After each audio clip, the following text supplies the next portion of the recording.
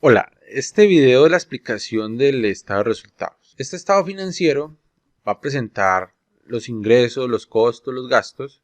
El primer renglón va a ser las ventas o ingresos operacionales. Después los otros renglones van a ser unos gastos, unos clasificados como costos, otros propiamente llamados gastos, y es posible que tengan otros tipos de ingresos. La palabra de otro quiere decir que no están asociadas a la actividad económica de la empresa, pero que van a afectar el beneficio, y también puede tener seguramente unas cuentas de tratamiento especial como amortizaciones, depreciaciones, deterioros, etcétera, que serían contablemente unos registros de unas pérdidas o de unos gastos, pero que realmente no ocurrieron, pero se pueden reportar y al final se paga menos impuestos. Ese es el beneficio que se tiene en las empresas para ir contabilizando ciertas pérdidas, ciertos desgastes, y al último el Estado le reconoce por cobrarle menos impuestos. Una característica muy importante del estado de resultados es que son acumulativos, acumulan un periodo,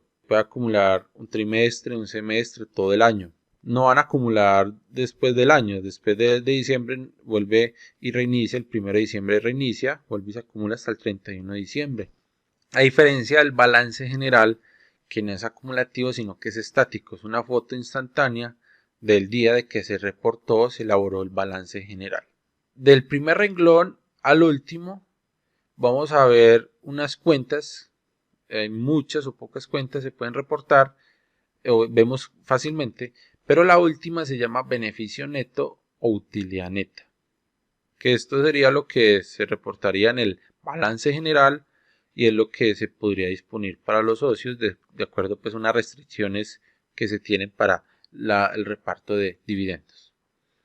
Algo muy importante es que el estado de resultados reporta las ventas o los eventos cuando se causan, más no cuando el efectivo realmente cambió de mano. Entonces quiere decir, los ingresos se reportan en el estado de resultados cuando ocurrió la venta, pero si el cobro fue más adelante y no importa, se reporta el ingreso totalmente, esa venta se va a reportar, a diferencia del cobro que es más adelante, entonces el estado de resultados no ve reflejado el cobro. Los costos y los gastos, cuando se causan, también se van a registrar acá en este estado financiero, pero si se pagó después, ese pago no se verá reflejado en este estado de resultados. O sea, esos cobros, que es el movimiento real de efectivo, al igual que los pagos, están en otro estado financiero que se llama el de flujo efectivo. Entonces la primera cuenta, ventas, son lo que está relacionado con la actividad económica de la empresa, son los ingresos operacionales de bienes o de servicios. No necesariamente es un intercambio efectivo, sino que se han reportado.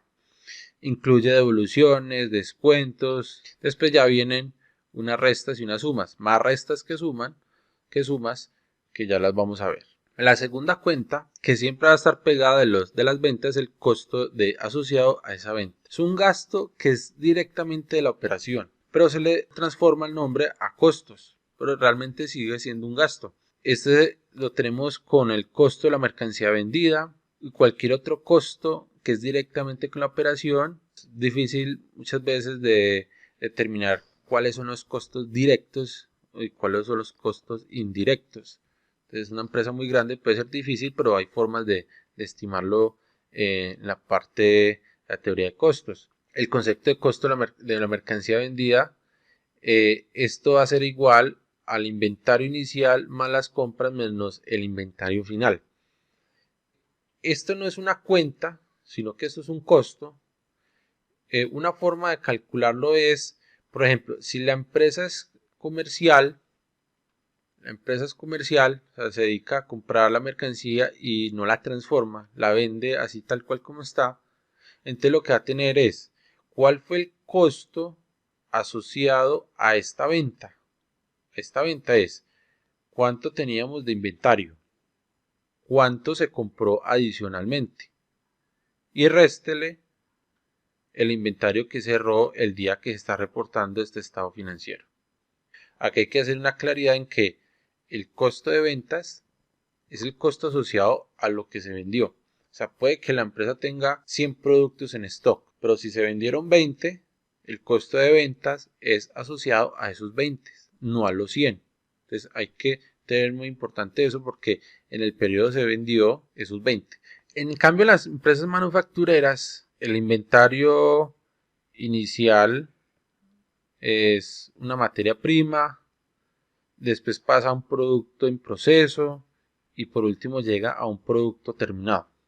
Entonces el costo asociado a esa mercancía es cuánto se tenía al iniciar el periodo de inventario, cuánto fue en las compras y los gastos de haber transformado ese inventario o esa mercancía, esa materia prima, menos cuánto es el inventario en este momento que es el final.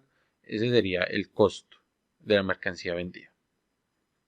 Entonces, estos son los costos necesarios para la fabricación, tanto variables como fijos. A diferencia en comercial, acá no teníamos unos gastos por la fabricación, la transformación del producto, porque la mercancía como llegaba se vendía tal cual por ser comercializadora. En cambio, la manufacturera tiene unos gastos adicionales, unos costos adicionales por transformar el producto. En cambio, en servicios ese costo de venta es todo lo que esté directamente a la realización de ese servicio. Esa es la segunda cuenta del estado de resultados. Ejemplos de costos de ventas: los materiales que se utilizaron, los salarios de los empleados que fueron directamente al producto o que son directamente a la operación, los seguros que tuvimos en la fábrica, honorarios, depreciaciones, amortizaciones, mantenimiento y reparaciones, todos relacionados a la actividad económica, a la operación directamente. Acá vemos depreciaciones y amortizaciones que son de propiedad, planta y equipo e intangibles, son de los que están directamente relacionados a la operación. Viene el tercer renglón, los gastos. Se puede dividir gastos de administración, gastos de ventas, gastos de distribución. O sea, tenemos muchas formas de reportarlos. Son los gastos ocasionados por las funciones de compras, ventas y administración del negocio. La empresa siempre necesita una vigilancia, necesita un gerente, unos administrativos, pagar la luz o mantenimiento de la fachada, cualquier otra cosa. Todos esos son gastos de administración y venta. En inglés los podemos llamar OPEX. Entonces, cuando escuchemos el término OPEX, son los gastos de administración y ventas. Generalmente son gastos fijos, no siempre es así. Por ejemplo, si se vende mucho, se va a producir demasiado, la empresa en general tuvo un pequeño crecimiento por un corto periodo de tiempo, entonces los gastos también se incrementaron. Otras cuentas, los nombres de otros, por ejemplo, otros gastos. Todas las partidas de gastos que no son generados por las operaciones normales del negocio se van registrando en estas cuentas. Está acá en este punto, muy alejado del primer renglón de ventas.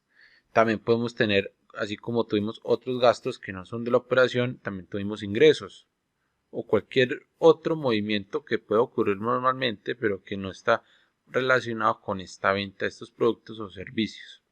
Los ingresos financieros: la empresa tuvo unas inversiones, generaron unos dividendos, unos cupones, unas regalías, ingresos por renta en general, se reporta como ingresos financieros para dividirlos de los ingresos de las operaciones, pero son de la parte de todos estos ingresos que puede tener la empresa por algunas inversiones que tenga. Pero una cuenta muy importante de esta diapositiva son los gastos financieros. Estos gastos financieros son solamente los intereses que se le pagaron al banco en el periodo. O sea, lo acumulado todo el año de cuánto se pagó intereses de esos créditos se reporta antes lo veíamos con el nombre de intereses, acá ya pues se le puede poner el nombre de gastos financieros. Y la segunda cuenta muy importante de esta diapositiva es el impuesto a la renta, acá el penúltimo.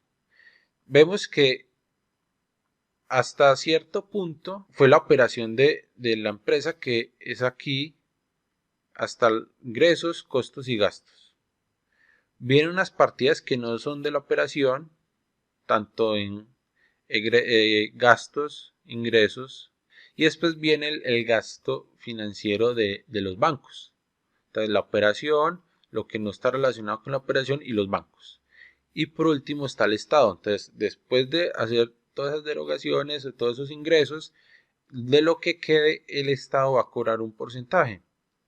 Esto se llama impuesto a la renta. Para este año 2021 es del 31%, el año pasado estuvo en 32%, antes una reforma tributaria estuvo en el 35%, estuvo mucho tiempo en el 33%, demasiados años, subió al 39%. En conclusión, dependiendo del gobierno que tengamos, es muy común hacer reformas tributarias y nos cambian el porcentaje de impuesto a la renta. Entonces no es único. Y puede que para ciertos sectores haya un porcentaje diferente. Pero lo podemos generalizar que para el 2021 31% y de los años posteriores 30%.